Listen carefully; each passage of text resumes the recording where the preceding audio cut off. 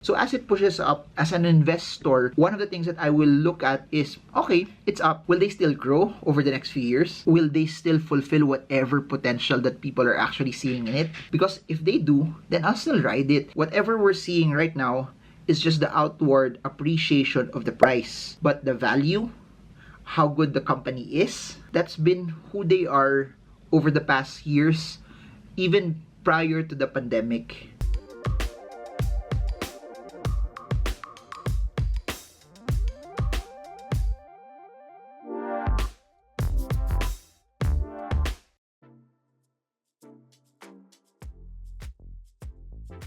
Hey guys, so in this video, I want to share my thoughts on the recent movement that we saw in telco stocks over the past few days, and what are my thoughts about them, what's my reaction to all of them, and what am I gonna do as part of my investing portfolio as well.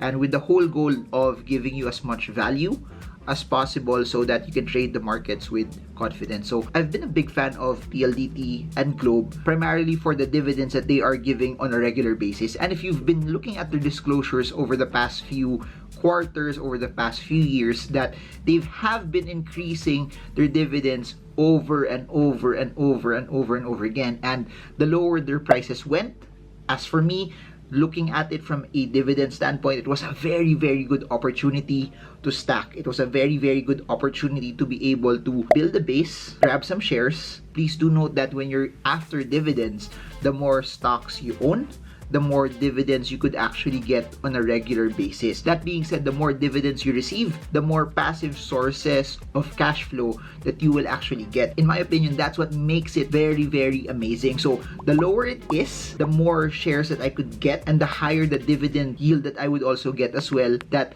in the long run, the base that you have built every time they are low will actually protect you and actually help you. And prior even to all of the movement that has been going on, I'm a big fan of both Globe and PLDT, and I know they're competitors, but at the end of the day, from an investing standpoint, the dividends that they're giving out gives me predictability, gives me the ability to be able to get cash flow, and the fact that they are increasing it is something that's very, very interesting from my opinion. Let's get into the meat of the action on why did it push up?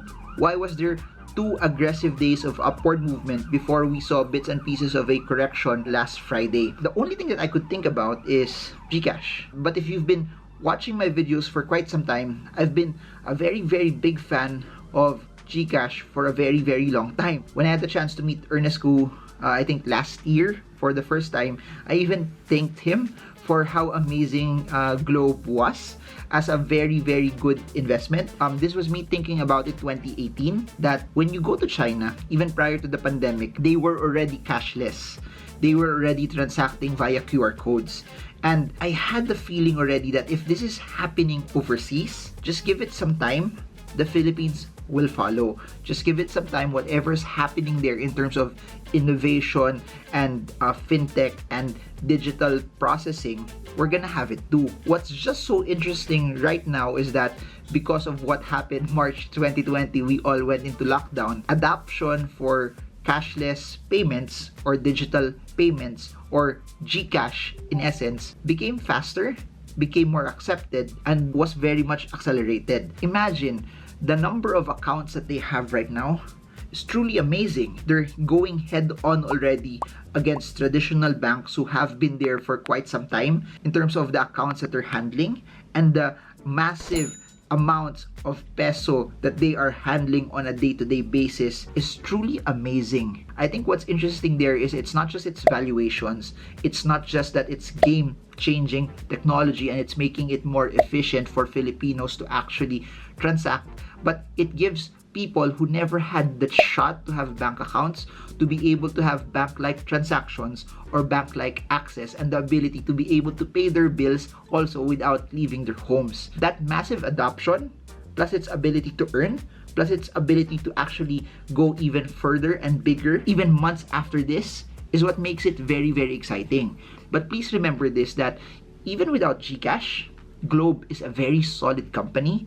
From their mobile, which they're transitioning to 5G, plus their broadband, plus GCash is what makes it very, very formidable. Same is also with PLDT. if you've checked out their earnings, their home broadband is amazing. They're doing very well. They've also found ways in order for them to do very, very good in the midst of this pandemic.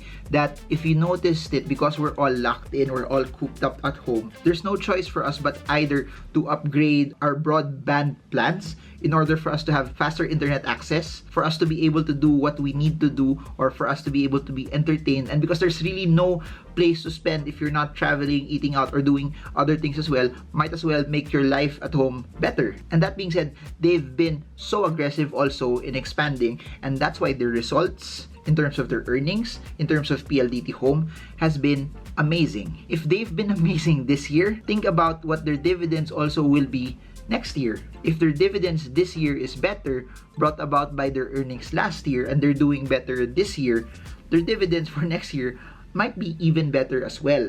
So that's it from my perspective as someone who has been a very, very big fan of those companies. And so if I met Ernest Gu of Globe, I've also met Manny Pangilinan. I think this was late 2019 naman. And same thing, I said that I am a big fan of the dividends that they have been giving out as well. Now, that being said, given the price spike that we saw, PLDT pushed up, Globe pushed up even more. I think it's all about planting, sowing, accumulating, believing in companies that you know are very, very good for the long term, and just building a base on it. Whatever we're seeing right now is just the outward appreciation of the price. But the value, how good the company is, that's been who they are over the past years, even prior to the pandemic. So for PLDT, it's broadband. For Globe, it's broadband, GCash, and whatever they're also tweaking in terms of their mobile. Add that all together, that's what makes their company very, very interesting.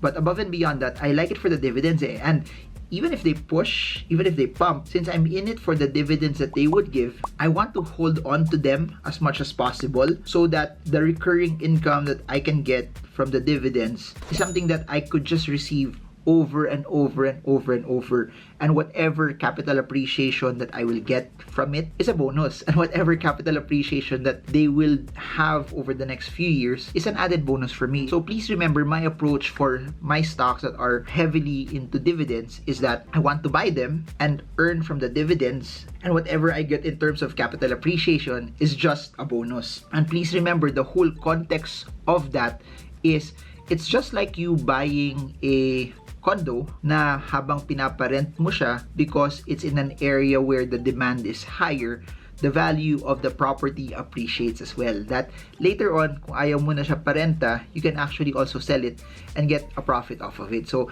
that's my whole context for both Globe and for both PLDT, because they're giving out dividends as well. So Converge, as you all know, IPO'd last year. We even had their COO and their Chief Financial Officer join us in the podcast. Before they did their IPO, we shared bits and pieces also of their business as well. And having a chance to talk to their executives gave me the ability to not just see them as a business and not just see that there's so much opportunity in terms of broadband, that there's so much that they could do with the proceeds of the IPO for them to expand even further. It made me like the company even more.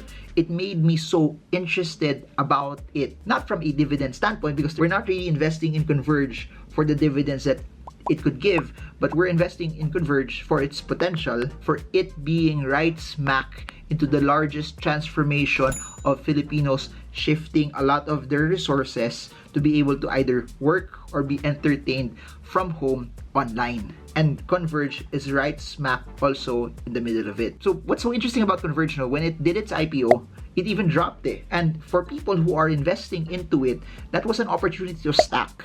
Please do remember that when great companies, when their stock prices drops and nothing changes in their business, nothing changes in the way they would run it, it's just that the price is going down, that's your opportunity to be able to enter. That's your opportunity in order for you to be able to buy at a lower price. So that's where conviction also would come in, that once you start knowing more about it, when it drops and you see it from a business standpoint, that the business is actually doing well, then there's nothing for you to be scared about. There's nothing for you to be fearful about. More so, it's an ability for you to be able to stack. It's an ability for you to be able to add. It's an ability for you to be able to buy it while it's cheaper, and then when it pushes up, it's an ability also for you to ride it. Now, that being said, from where we are right now, August, September 2021, regardless of when you're watching this video.